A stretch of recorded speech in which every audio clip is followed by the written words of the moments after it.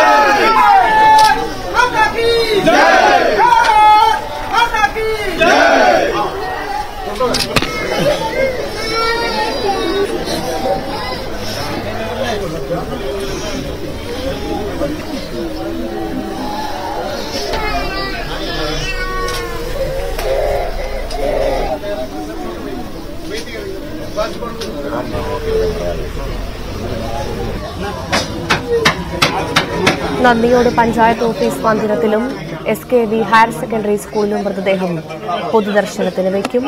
ഉച്ചയ്ക്കാണ് സംസ്കാര ചടങ്ങുകൾ നടക്കുക എന്നാണ് മനസ്സിലാക്കുന്നത്. കഴിഞ്ഞ ദിവസമാണ് ഛത്തീസ്ഗഡിലെ മാവോയിസ്റ്റ് ആക്രമണത്തിൽ തിരുവനന്തപുരം സ്വദേശിയായ ജവാൻ വീരമൃത്യു വരിച്ചത്. ഇന്ന് രാവിലെയോടുകൂടി തിരുവനന്തപുരത്തെത്തിയ ഭൗതികദേഹം ഔദ്യോഗിക ബഹുമതികളോടുകൂടി ജന്മനാട്ടിലേക്ക് കൊണ്ടുപോവുകയായിരുന്നു.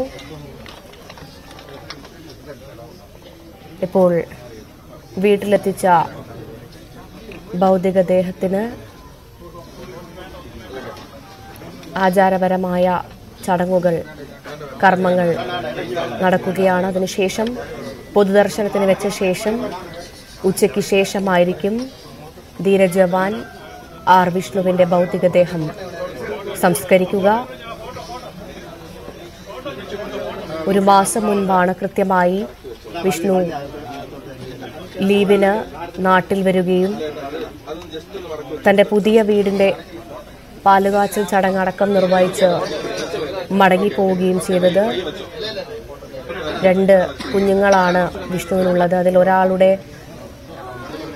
ആദ്യാക്ഷരം കുറിക്കുന്ന ചടങ്ങടക്കം നിർവഹിച്ചതിന് ശേഷമായിരുന്നു വിഷ്ണു തിരിച്ച് ജോലിയിലേക്ക് പോയത്. ഉച്ചയ്ക്ക് ശേഷം എന്തായാലും സംസ്കാര ചടങ്ങുകൾ നടക്കുമെന്നാണ് മനസ്സിലാക്കുന്നത്.